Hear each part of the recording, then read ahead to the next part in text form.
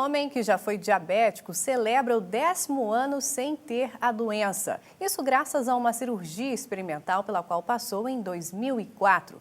Rob Allen ficou curado do diabetes tipo 1 e espera que a cirurgia seja aceita para ajudar outros com o mesmo problema. Minha esposa e eu oramos antes de cada refeição, agradecendo a Deus pelo transplante. Faço isso todos os dias. Não tem um só dia que passe desapercebido. Rob Allen é um pioneiro. 10 anos atrás, no dia 22 de janeiro de 2004, ele passou por uma cirurgia experimental como parte de um teste clínico na Universidade Emory. Os pesquisadores queriam ver se o diabetes tipo 1 poderia ser curado com um transplante de células beta nas chamadas ilhotas Langerhans. O procedimento funcionou. Depois de 2 tentativas, as células doadas começam a produzir insulina. O paciente foi realmente curado da diabetes. Para Allen e o cirurgião dele, Dr. Christian Larsen, esse ano é um marco histórico. É muito emocionante e mostra o potencial e o que o transplante de células de ilhotas podem fazer para pacientes com diabetes tipo 1. Mas a cirurgia não está disponível para todos. Dr. Larsen diz que, apesar de a pesquisa no campo ter aumentado nos últimos 10 anos, o método ainda não foi aprovado para ser usado nos Estados Unidos. Existem 2 áreas onde realmente precisamos fazer avanços na área de transplante de células. Um ponto é melhorar a tecnologia para conseguir células ilhotas para tratar todos os pacientes. E esse é o obstáculo tecnológico. O outro é porque as ilhotas vêm de outro indivíduo, um órgão doador, e o organismo o reconheceria como um corpo estranho e o rejeitaria. Por isso, pacientes que recebem o transplante precisam tomar drogas anti-rejeição o resto da vida. Os efeitos colaterais incluem o aumento da pressão sanguínea e baixa no sistema imunológico. Mas Rob Allen garante que não liga para os medicamentos. Ele afirma que qualquer coisa é melhor do que as constantes reações à insulina que tinha antes do transplante. A reação à insulina era minha ruína e continuou desse jeito. Eu sofri 3 acidentes de carro por causa disso, tive que pedir licença do trabalho, tinha dias que eu nem sabia que dia era. Eu levantava e pensava, que dia é hoje? Dr. Larsen explica que os pesquisadores querem desenvolver uma nova classe de drogas que diminua ou elimine a necessidade de medicamentos anti-rejeição. Já Allen garante que 10 anos atrás recebeu uma nova vida. Foi definitivamente uma bênção. Foi mais que uma bênção, foi um milagre, nada menos que isso. Uma companhia japonesa revelou um novo exoesqueleto desenvolvido para levantar e carregar objetos pesados. A roupa robótica é mais compacta que a versão original, mas segue os mesmos princípios de sua inspiração, quando o exoesqueleto ficou famoso no filme Aliens. O exoesqueleto robótico, desenvolvido pela Active Link, uma subsidiária da gigante Panasonic, promete poderes sobre-humanos. Conhecido como Ninja, o Power Loader Lite é a 2ª geração da roupa. O aparelho pode levantar e carregar 3 vezes o próprio peso, que é de cerca de 60 quilos. A versão anterior e mais pesada foi criada em 2009 para uso militar e ajuda humanitária. Ela aguenta quase 4 vezes mais peso do que o novo produto. A diferença é que o Ninja menor foi feito para o dia a dia. Pode ser usado em lugares como armazéns ou fazendas, onde é preciso levantar objetos pesados com frequência. É o que diz o presidente da empresa, Hiromichi Fujimoto. Em um primeiro momento, provavelmente vamos criar carregadores de energia e roupas especiais que são muito específicas na sua utilidade de auxiliar braços e pernas. É isso que esperamos de nossos primeiros produtos. A máquina opera em um princípio chamado reação direta de força. Um sistema de sensores mede a direção, rotação e força de pressão do usuário e traduz isso em movimentos com força aumentada. Eventualmente, a companhia espera reduzir ainda mais o tamanho da roupa. Queremos diminuir ainda mais o tamanho da máquina e fazer com que eles pareçam objetos comuns. Então, quando olharmos de fora, pareça apenas que pessoas estão trabalhando. Seja para uma fábrica ou transporte, a ActiveLink se prepara para lançar a nova versão do Power Loader dentro de 3 anos.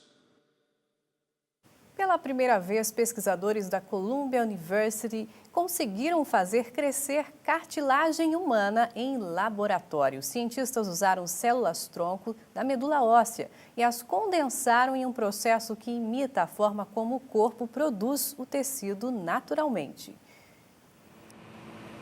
Essas pequenas pérolas são o começo de uma cartilagem humana totalmente funcional.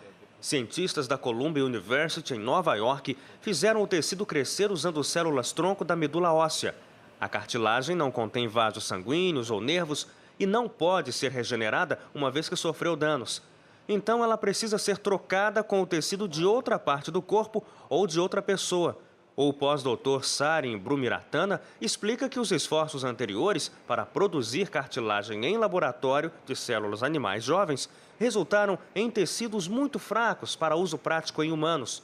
Por isso, ele e os colegas de trabalho estudaram como o corpo cresce e desenvolve cartilagem e tentaram imitar o processo em laboratório. Essas células-tronco, nós sabemos que podem se tornar em osso, cartilagem, gordura.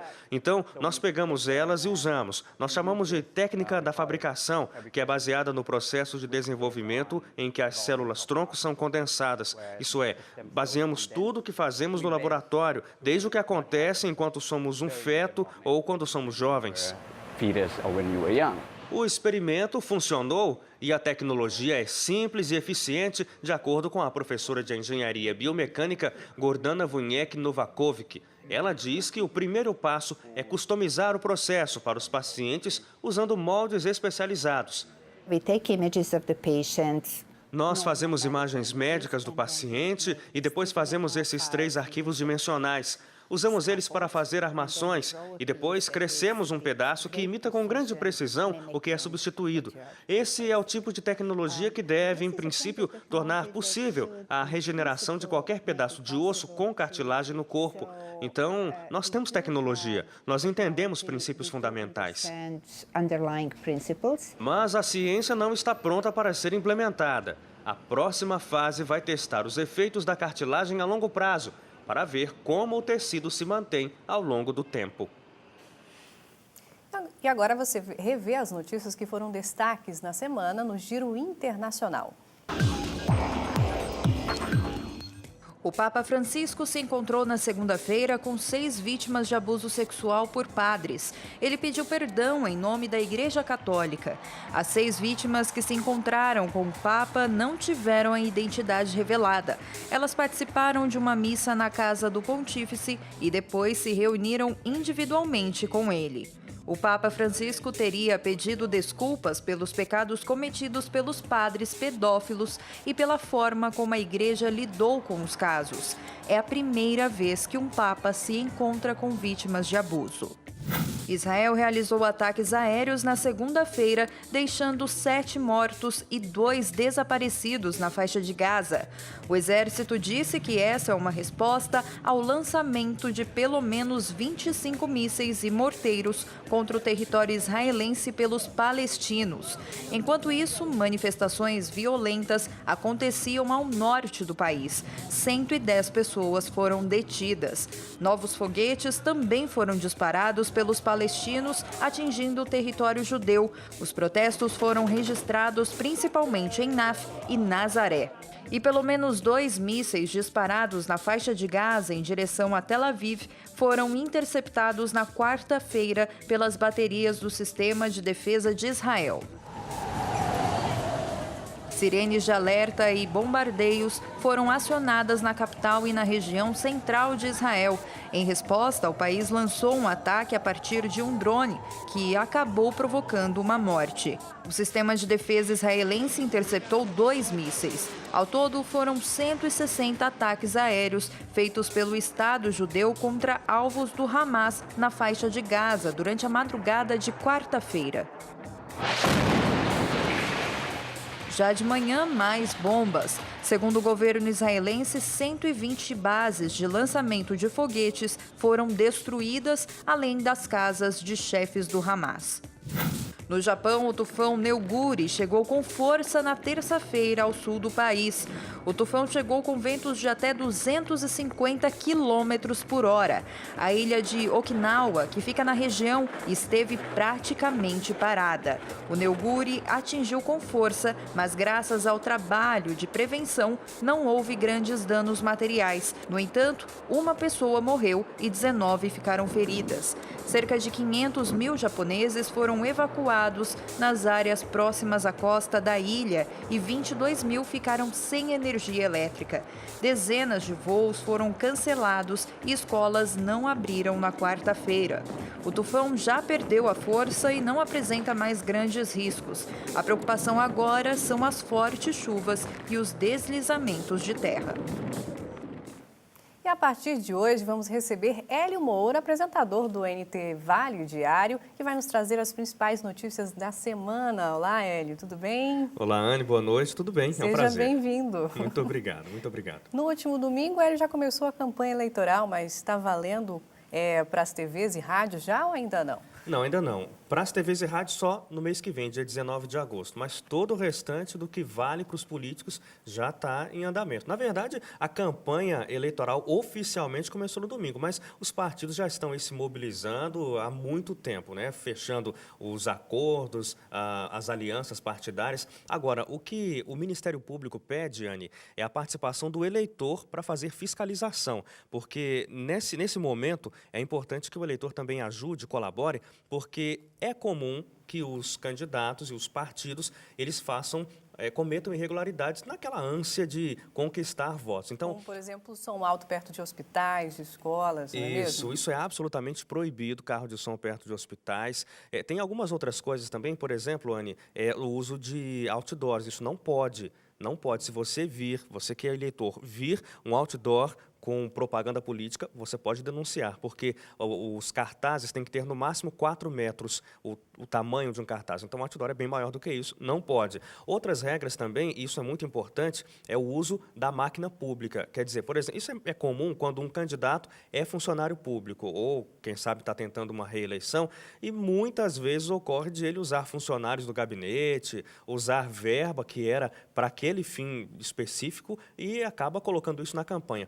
Tudo isso está errado e o eleitor tem que colaborar denunciando. E será que os candidatos vão cumprir também a regra de não fazer showmício, por exemplo? Olha, o showmício ficou muito famoso, né? A gente acompanhava aí até anos atrás, os candidatos convidavam artistas de renome e levavam aquele povaréu lá para o showmício. Isso é proibido, pode ter comício. Comício é o quê? É o palanque e o candidato vai ali e convida a população para ouvir as suas propostas. Isso pode, não tem nenhum problema. Mas se houver show musical, aí é errado. Essa semana também começaram a valer as novas regras da Anatel. O que para o consumidor mudou?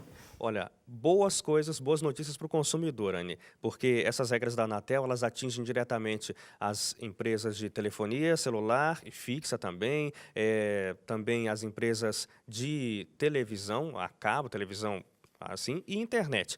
E o que muda? Uma dor de cabeça que o cliente sempre teve aqui no Brasil, a hora de cancelar uma conta. Então, você não quer mais o serviço e você tenta cancelar. Antigamente, as pessoas levavam dias, às vezes semanas, ligando insistentemente para a empresa, tentando cancelar e simplesmente não conseguiam. O que a Anatel fez agora? Você pode cancelar um serviço pelo telefone ou pela internet. E tem que estar no menu, quando você liga para a empresa, tem que estar no menu. Você quer cancelar a conta, você vai apertar um botãozinho e pronto. O que é muito comum é cair a ligação, né? Quando você está cancelando o serviço. Mas se acontecer isso, a empresa também tem que retornar a ligação a partir de agora. Agora é lei. A empresa, se cair, e os clientes sempre ficavam na dúvida, mas como é que caiu de repente quando eu estou tentando cancelar? Agora, se a ligação cair, a empresa é obrigada a retornar a ligação e se não retornar a ligação, então tem que atender simplesmente o que o cliente estava tentando pedir e enviar para ele por celular, por uma mensagem celular, tem que mandar para o cliente o número de protocolo, que é aquele registro oficial de que a conversa foi feita entre o cliente e a empresa. Agora, outra notícia importante durante essa semana foi a inflação, né? Ficou acima do teto do governo, é isso? Acima do teto. Na verdade, o governo tem um teto que é de 4,5%. Essa é a meta que o governo tem para a inflação do ano. Mas tem um jeitinho assim. Eles ainda consideram que esteja dentro da meta se chegar a 6,5, mas agora em junho passou, chegou a 6,52. É pouca coisa acima, mas é acima. A explicação para isso, Anny, está na Copa do Mundo. A Copa do Mundo estourou Hotéis, por conta da...